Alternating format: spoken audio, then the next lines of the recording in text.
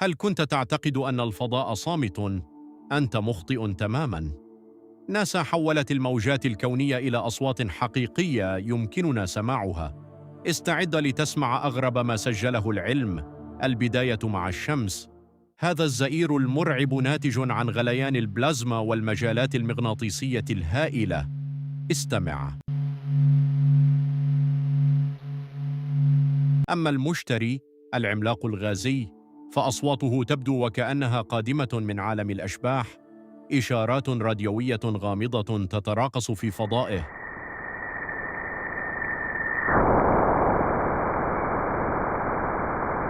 لكن الرعب الحقيقي يكمن هنا.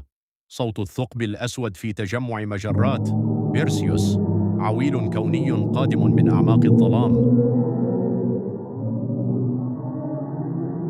أي صوت منها جعل قشعريرة تسري في جسدك؟ أخبرنا في التعليقات، واشترك في نيو جالاكسي لتكتشف المزيد.